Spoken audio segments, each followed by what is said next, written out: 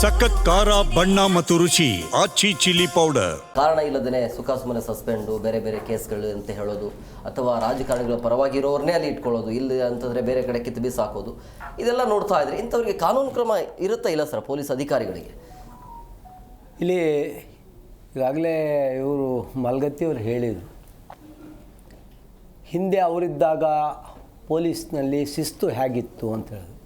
ಸ್ವಲ್ಪ ತಗ್ಗಿ ಬಗ್ಗಿ ನಡೀತಾ ಇದ್ದರು, ಹೈಯರ್ ಆಫೀಸರ್ಸ್ಗಳ ಬಗ್ಗೆ ಇದಿತ್ತು. ಇವಾಗ ಫುಲ್ ಎಜುಕೇಟೆಡ್ ಬಂದಿದ್ದಾರೆ. ಏನೋ ಹೆಚ್ಚು ಕಡಿಮೆ ಮಾತಾಡಿದ್ರೆ ನೀವು ನೋಟಿಸ್ ಕೊಟ್ಟರೆ ನಾನು KATಗೆ ಹೋಗ್ತೀನಿ ಅಂತಾರೆ. ಇನ್ನೂ ಅದಕ್ಕೆ ದೊಡ್ಡ ಮಟ್ಟದಲ್ಲಿ ಅಂದರೆ CATಗೆ IPS ಆಫೀಸರ್ಗಳು ಹೋಗ್ತಾರೆ. ಅವರು ಒಂಥರ ಸಣ್ಣ ಮಕ್ಕಳು ಜಗಳ ಆಡ್ತಾರೆ ಒಂದು ಪೋಸ್ಟ್ಗಾಗಿ. ಆಮೇಲೆ ಇನ್ನೊಂದು ಯಾವುದೋ ಟ್ರಾನ್ಸ್ಫರ್ಗಾಗಿ ಜಗಳ ಆಡ್ತಾರೆ. ದೊಡ್ಡ ದೊಡ್ಡ ವಕೀಲರುಗಳನ್ನ ಎಂಗೇಜ್ ಮಾಡಿ ಇವೆಲ್ಲ ಮಾಡ್ತಾರೆ. ಇದು ಅವರ ಒಳ ಆಡಳಿತದ್ದು. ಹೊರ ಆಡಳಿತಕ್ಕೆ ಬಂದರೆ ಇವತ್ತು ಎಷ್ಟು ಹದಗೆಟ್ಟಿದೆ ಅಂತೇಳಿದರೆ ಪೊಲೀಸ್ ಡಿಪಾರ್ಟ್ಮೆಂಟು ಅದನ್ನು ನಾವು ಪದಗಳಲ್ಲಿ ಪ್ರಯೋಗ ಮಾಡಲಿಕ್ಕೆ ಆಗೋದಿಲ್ಲ, ಅಷ್ಟು ಆ ಕೆಳಮಟ್ಟಕ್ಕೆ ಹೋಗಿದೆ.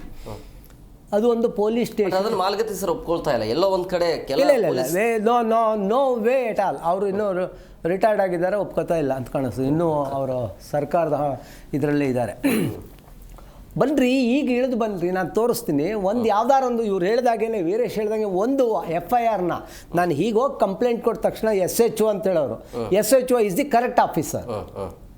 ಅವನು ಪೂರಾ ಓದ್ತಾನೆ, ಸಾಹೇಬ್ರಿಲ್ಲ ಬರಲಿ ಕೂತ್ಕೊಳ್ಳಿ ಅಲ್ಲಿ ಅಂತ ಕೂರಿಸ್ತಾನೆ. ಸಾಹೇಬ ಬರೆದ 4 ಗಂಟೆ 5 ಗಂಟೆ ಆದಮೇಲೆ ಇದ್ಯಾವ್ರಿ ಕಷ್ಟ? ಕಾನೂನಿನಲ್ಲಿ ಹೇಳಿದ್ದು SHO is the station house officer, is to take the complaint and register the FIR. ಯಾಕೆ ಒಂದು ತಲೆಯಲ್ಲಿ ಸಾಮಾನ್ಯ ಇರಲ್ವಾ? ಇವತ್ತು ಒಂದು FIRನ ನಾನು ಈ ಕಡೆಯಿಂದ ಹೋಗಿ ಆ ಕಡೆಯಿಂದ FIRನ ಅಷ್ಟೇ ಈಸಿಯಾಗಿ ತರ್ತೀನಿ ಅಂದರೆ ನಾಳೆ ಬೆಳಗ್ಗೆ ನಾನು I am going to quit my practice.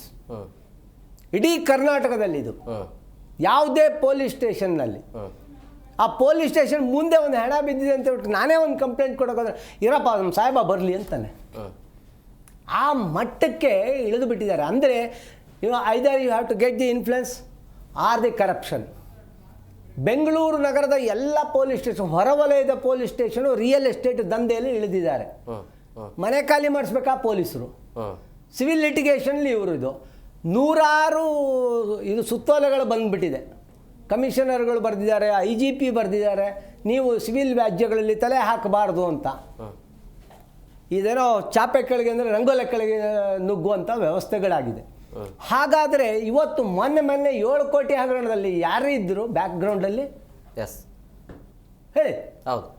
ನನಗೆ ಒಂದು ಅಂಕಿಅಂಶಗಳನ್ನ ಹೇಳ್ತಾ ಹೋದಾಗ ಕೆಳಮಟ್ಟದವರು ಒಂದಷ್ಟು ಜನ ಪೊಲೀಸ್ ಅಧಿಕಾರಿಗಳು ಅಪ್ ಟು PSIವರೆಗೆ ಇರಬಹುದು ಅಂತ. ನೋ, PSI ದಾಟಿ IGP ಲೆವೆಲಲ್ಲಿ IPS ಲೆವೆಲ್ಗಳಲ್ಲೂ ಆಗಿದೆ. ನಿಮಗೆ ಪೊಲೀಸು ಇವ್ರದ್ದು ಸಬ್ ಇನ್ಸ್ಪೆಕ್ಟರ್ ಸೆಲೆಕ್ಷನ್ಲಿ ಒಬ್ರು ಯಾರು ಸರ್ ಇನ್ನೂ ಒಳಗಡೆನೇ ಇದ್ದಾರೆ ಸಾಹೇಬರು, ಭಾಳ ದೊಡ್ಡ ಸಾಹೇಬರು, ADGP ಅಂತ ಅವರು ಸಹ ಹೋದರು ಒಳಗಡೆಗೆ.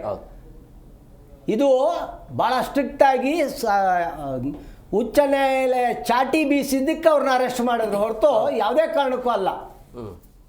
ಇವತ್ತು IPS ಆಫೀಸರ್ಗಳನ್ನ IAS IPS ಎರಡೂ ಸಮಾನವಾಗಿರೋಂಥದ್ದು ಈ ದೇಶದಲ್ಲಿ.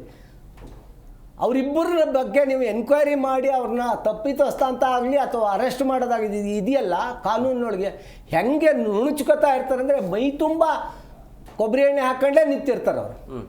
ಇವತ್ತು ಅಲೋಕ್ ಕುಮಾರ್ ಅವರು ಯಾಕೆ ರಾಜಾರೋಷವಾಗಿ ಕಾನೂನು ಕೈಗೆ ಯಾಕೆ ತಗೊಳ್ತಾರೆ? ಯಾಕೆ ತಗೊಳ್ತಾರೆ ಅಂದರೆ king can do no wrong ಅಂತ. ನನಗೆ ಒಂದು ಗೊತ್ತಿರೋ ಹಾಗೆ ಈ ದೇಶದಲ್ಲಿ IAS ಮತ್ತು IPSದ ಆ ಕೇಡರ್ ಇದೆಯಲ್ಲ ಅದು ಬ್ರಿಟಿಷರು ಬಿಟ್ಟು ಹೋದಂಥದ್ದು. ಬಳುವಳಿ ಕೊಟ್ಟು ಹೋಗ್ಬಿಟ್ಟಿದ್ದಾರೆ. You can do anything, you cannot be caught. See during the period of his probationary ಲೈಂಗಿಕ ಕಿರುಕುಳದಲ್ಲಿ ಇದ್ದವರು ಇವತ್ತು ಆರಾಮಾಗಿ ಕೆಲಸ ಮಾಡ್ತಾ ಇದ್ದಾರೆ ರೀ. Yes, I have ready to show the photographs. But ಯಾಕೆ ಇಂಜೆಕ್ಷನ್ ತೊಗೊಂಡ್ಬಿಡ್ತಾರೆ, ಮಾತೆತ್ತಿದ್ರೆ ಅದೇನು ಬಂತು ಅಂದರೆ ಸಿವಿಲ್ ಕೋರ್ಟ್ಗೆ ಹೋಗ್ತಾರೆ, ನನ್ನ ಮನ ಎಲ್ಲ ಹರಾಜಾಕ್ಬಿಡ್ತಾರೆ. ಇದ್ರ ತಾನೆ ಹೋಗಿ ಅಲ್ಲಿ ಒಂದು ಇಂಜೆಕ್ಷನ್ ತೊಗೊಬಿಟ್ಟು ಎಲ್ಲ ಮಾಧ್ಯಮಗಳ ಮೇಲೆ ನೀವು ಇದನ್ನು ತೋರಿಸ್ಬಾರ್ದು, ನಾನು ಮಾಡಿರೋಂಥ ಅತ್ಯಂತ ಘನಕಾರ್ಯಗಳನ್ನ ಅಂತ ತಗೊಳ್ತಾರೆ. ಯಾವ ಮಟ್ಟಕ್ಕೆ ಹೋಗಿದೆ ಪೊಲೀಸ್ ಸ್ಟೇಷನ್ ಅಂತ ಇವತ್ತು. ಒಂದು ಕಡೆ ಎಜುಕೇಟೆಡ್ ಇದ್ದಾರೆ, ಅದೇ ಎಜುಕೇಟೆಡ್ಗಳು ಇವತ್ತು ಹೊಸ ಟೆಕ್ನಾಲಜಿನ ಉಪಯೋಗಿಸ್ಕೊಂಡು ಜನರನ್ನ ಕಿತ್ತು ತಿಂತಾರೆ. ಇವರು ಇನ್ನೊಂದು ಮಾತನ್ನು ಭಾಳ ಚೆನ್ನಾಗಿ ಹೇಳಿದರು. ಐ ಥಿಂಕ್ ಅವರು ಯಾರೋ ಹೋಮ್ ಮಿನಿಸ್ಟ್ರು PGR ಶಿಂದ್ಯಾ ಆದಮೇಲೆ ಬಂದಂಥವರೆಲ್ಲ ದುರ್ಬಲರು ಅಂತ ಹೇಳಿದರು. ನಾನು ಆ ದುರ್ಬಲರಿಗಿಂತ ಅತಿ ಕೆಳಮಟ್ಟದವರು ಅಂತ ಹೇಳ್ತೀನಿ. ಯಾಕೆ ಅಂತ ಹೇಳಿದರೆ ಅಶೋಕ್ ಬಗ್ಗೆ ಹೇಳಿದರು, ತದನಂತರದ ಇನ್ನೊಂದೆರಡು ಜನರು ಹೇಳಿದರು. ಇವತ್ತು ಎರಡನೇ ಬಾರಿಗೆ ಇರೋಂತಹ ಗೃಹ ಮಂತ್ರಿಗಳಿದಾರಲ್ಲ, 5 ಆನ್ಸರ್ಗಳು ರೆಡಿ ಇಟ್ಟಿರ್ತಾರೆ. ನನ್ನ ಅಧಿಕಾರಿಗಳನ್ನ ಕೇಳಿ ಹೇಳ್ತೀನಿ, ನನಗೆ ಈ ವಿಚಾರ ಗೊತ್ತಾಗಿಲ್ಲ ಅಲ್ರಿ, ಇದೇನ್ರಿ ಆಮೇಲೆ ಒದ್ದಾಡೋದು, ಹೇಳ್ತೀವಿ ನೋಡ್ತೀವಿ ಅಂತ.